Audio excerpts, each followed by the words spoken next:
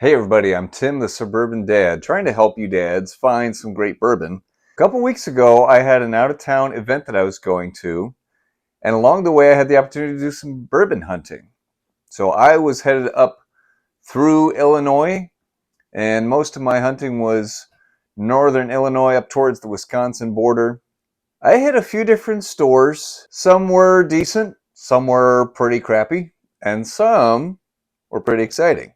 So I'm going to walk you through how my adventure went. Stop number one was 707 Liquors on Main Street. This was in Normal, Illinois. Yes, that's what the town is called, Normal. Their selection was pretty awesome. Their pricing was a tad high. Their allocated stuff was about secondary.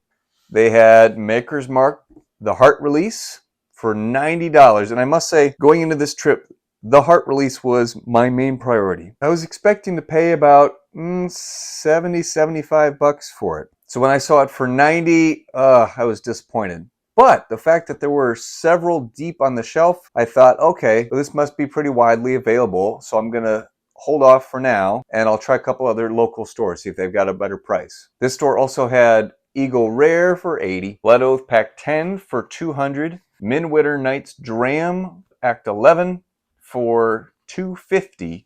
That's where the secondary pricing's coming in. They had E.H. Taylor Small Batch stacked on the shelf, and it was for less than $100. It was 80 bucks. Which nowadays, that is not a terrible price at all. It's not a price that I want to pay to grab myself a bottle, but a buddy of mine wanted it, so I got him one. It was fun just being able to buy it for somebody. They also had Caribou Crossing for $100. If you haven't had Caribou Crossing, don't. It's awful. So the only thing that I bought from that location was the E.H. Taylor Small Batch. There were two other locations of 707 Liquors in the area, but that one was by far the best. It had the most selection. One of the other locations had a Booker's. The third location didn't even have that much. So if you're going up there, 707 Liquors on Main Street is the place to go. I also went to University Liquors. Now, right away, I walk in the door and there's this shelf of highly allocated bottles sitting there. Now, I take mental note of that. I just kind of glance briefly. I got a sense of the pricing, so I thought, all right, I'm going to look around a little bit and I'll circle back to this. So I look on the shelf. They've got a really good selection, a decent selection for the size of store that they were. Pricing was, again, a little on the higher side of normal, but definitely a decent selection. So then I went back and I was looking over the shelves. Parker's Heritage Double Barrel. That was extremely interesting to me, but not for $800. And there was Little Book, Chapter 7, Joseph Magnus Cigar Blend for $200. There was Blanton's Gold for $400. They had Remus Repeal 6 for $120. Woodford Reserve Batch Proof for $170. I overheard another guy talking there with the owner. He said, hey, if you come down in that price on the Parker's Heritage, I'd be interested in buying it. I thought, yeah, me too. If you're down about $600 off, not even worth negotiating at that difference. The owner also said that they were due to get Weller 107 at 4 p.m. that day, and their price for that was $129. So, again, pretty high for me. I'm not a huge fan of Weller 107, so definitely would not pay over $100 for that one. That store gets some really good stuff. They also really jack up the price. So, didn't end up buying anything at that store. Along the way, I passed a grocery store that I've heard of, but had never stopped at, Jewel Osco. So I circled back to that place and I went in there. They had a pretty minimal bourbon selection.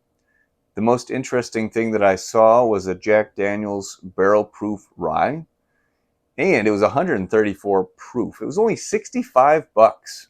If I didn't have one sitting unopened on my shelf right now, I probably would have grabbed it. But I had more grand ideas than just that. I even asked the liquor manager if they had anything interesting in the back. She said all they had was Buffalo Trace. So another no purchase stop. Now, as I was looking around this town in Normal, Illinois, which, by the way, their taxes are 12.75%. That's the highest sales tax I've ever seen that I've had to pay. That was crazy. Anyways, I kept in the back of my mind, I had not seen the Heart Release anywhere else. So I decided, you know what? I'm not seeing it anywhere else. I don't want to risk not getting it because that was the bottle I wanted to get. 90 was higher than I wanted to pay, but it wasn't atrocious. So I went back and I ended up buying the heart release. So I got it for 90 bucks.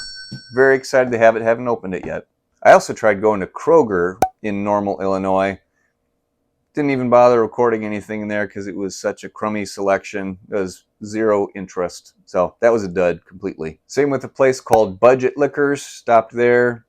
Pretty small selection, especially compared to the other stores, and nothing exciting. So another dud. Next, I drove for a while all the way up to Rockford, Illinois, and I went to Binny's. Now, Binny's is a chain. It's similar to Total Wine. It is a huge, and I mean huge, store. Just Walmart-sized space full of alcohol, beer, wine, all kinds of liquor, whiskey. Amazing, amazing. The best selection of the whole trip, easily. And their prices were totally reasonable. MSRP for everything. They had a decent amount of store picks, which is always encouraging to see. Now, I almost bought this Still Austin red corn bourbon. I had it in my hands and I put it back. I'm not so sure that I made the right call because we can't get that here in Missouri. So let me know in the comments, did I screw up pretty badly putting that one back, or did I make a good choice? Now, I did buy Still Austin Cask Strength Rye. It was on sale for only 55 bucks. So I grabbed that. Can't get that in Missouri either. I really liked the Cask Strength Bourbon, so I was excited to try that one. I saw Benchmark for only $18, so of course I had to buy that one. You could not pass that up. Now, what other Benchmark bottles should I have bought in your guys' opinions? So far, Foolproof's the only bottle of that line that I've tried. Which other one should I have gotten? They had a sticker for Weller Millennium, 7,500 bucks. I guess I just missed it. And they had some other higher end, more expensive whiskeys that I wasn't interested in at all, but always fun to look. They also had Sazerac Rye on sale. Their 750 ml bottles were only 25 bucks. So again, reached out to my buddies. One guy wanted 4 of those, so I snagged that for him as well. I found this Jimmy Red bottled in bond. Now, this whiskey caught my attention several years ago when I think it was Whiskey Advocate did a news article about them saying that the distillery had saved this variety of corn and they were reviving it with different expressions. So I got the bottled in bond. It was 80 bucks, put out by High Wire Distillery in South Carolina.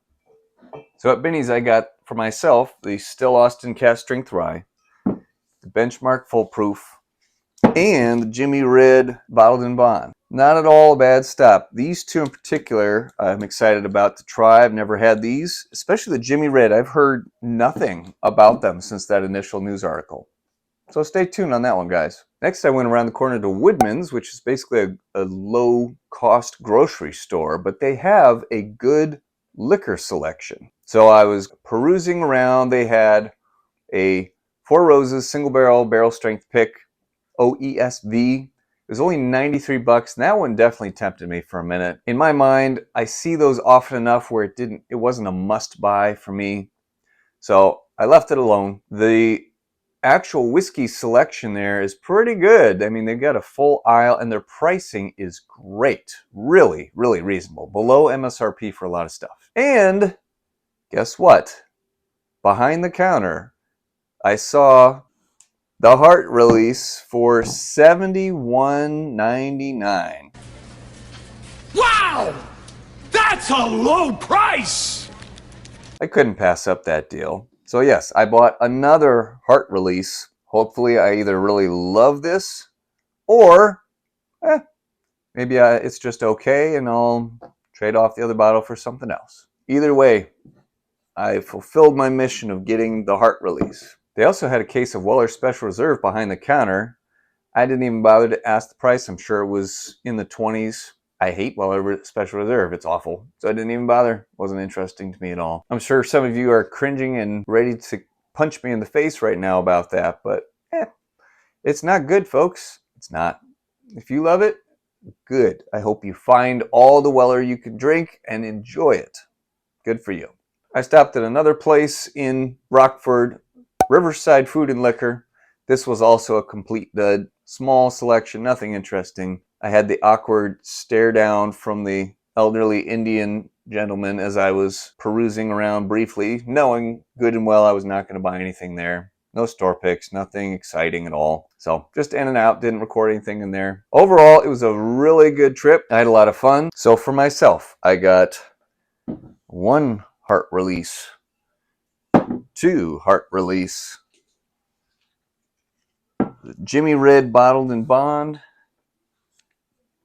a backup benchmark with full proof, which we can't get in Missouri, and the Still Austin cask strength rye. So as you can see, no unicorns for myself. I consider this kind of a unicorn, but I'm more than happy to find some off the beaten path type of stuff. So that's what I'm trying to share with you guys. It's always exciting to see Buffalo Trace allocated stuff, and I was happy to grab, like I said, an E.H. Taylor for my buddy. But at that price, it's got to be real close to MSRP for me to want to grab one of those. Not 80. What else do you guys see in the videos that you think I should have grabbed? Let me know in the comments. Thanks for watching. Make sure you subscribe, and until next time, cheers.